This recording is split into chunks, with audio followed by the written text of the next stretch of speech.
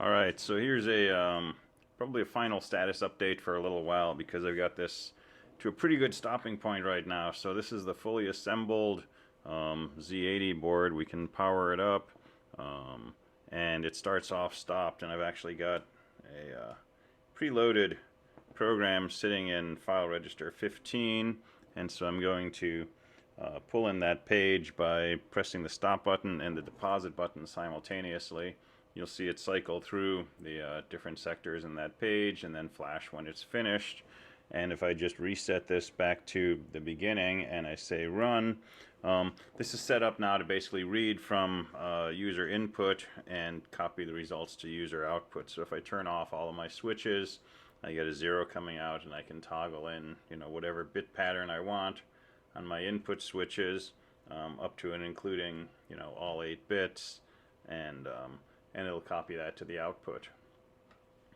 And if I stop this, I can go back. I can come back to address 0 and say examine, and you'll see at address 0, and this is a little washed out intensity-wise. But if we do this, so we can see the opcode now. So address 0, we have a D, B. That's an input instruction.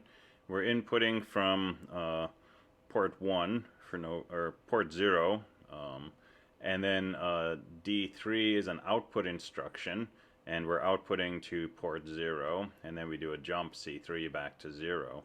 And if we reset and we just step through, we can see that execute, and you'd have to slow this down to follow all the particular instructions, but this is the memory based single step. And if I hold the step button and go to the M1 fetch mode, so there's our input instruction, there's our output instruction, there's our jump, and so now we just have 3 instructions.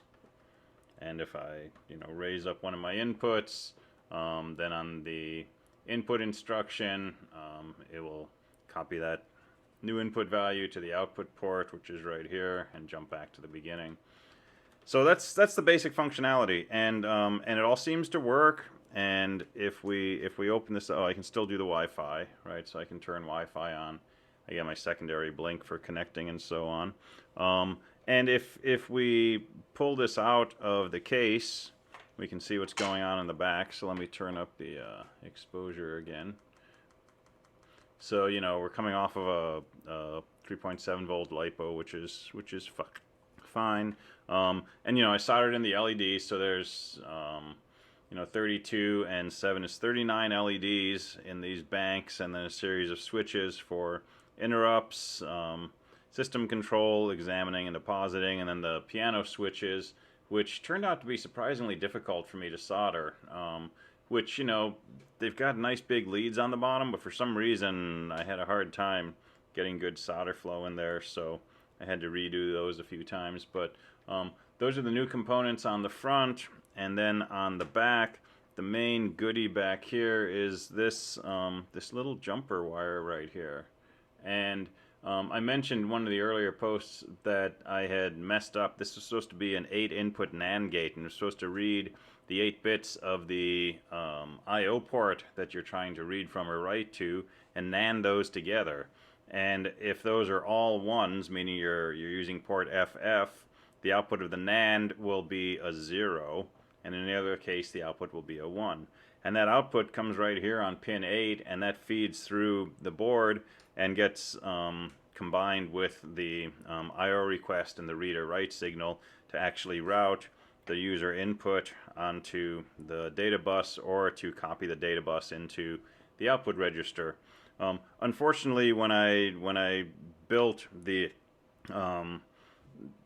layout for the board, I messed up and I connected data lines 0 through 7 to this NAND gate instead of address line 0 through 7. So that's just really goofy, right? Unless you output an FF, you don't get to control the output. So so I don't have that NAND gate soldered onto the board, but instead I made a little jumper wire, right? So this is the output of the NAND gate. That should indicate when we want to do user I/O, and I have it going to this little via right here. And that via is this pin right here, right? And that's actually connected internally to address pin 7, or address bit 7, which goes to, you know, one of the edge connectors.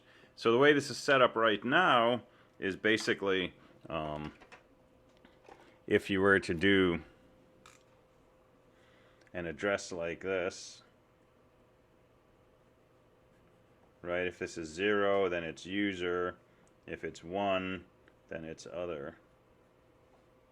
So basically, any port from 0, 0 through 7F, if it's an input, it will come from this bank of switches, and if it's an output, it will get latched into that bank of LEDs. And then 8, 0 through FF, those are available for outside use. So if you want to interact with those, right, you can pick up the address bus on here, you can pick up the IO request and the read or write signal, and use that to send your information in. I've also farmed out the bus request and bus acknowledge signals, so theoretically a slower device should still be able to interact. That's probably my next thing to play with on this, is to go ahead and solder some headers in here and see how that works. But for now, right, I can just take the LiPo, put it, you know, in the proximity of the thermistor. I don't know if that'll do anything, but it does no harm at least. And then this just slides into here. And there's a little cutout in here for the two capacitors that are on the edge of the board. And then we slide the faceplate down, and you've got access to the ATmega's reset button right through the oversized hole. And there you go. Portable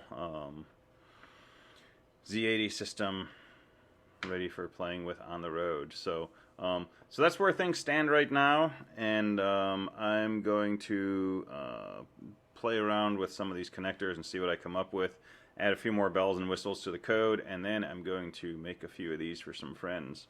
So anyway, that's my current status. Thanks for watching. Have a good one. Bye.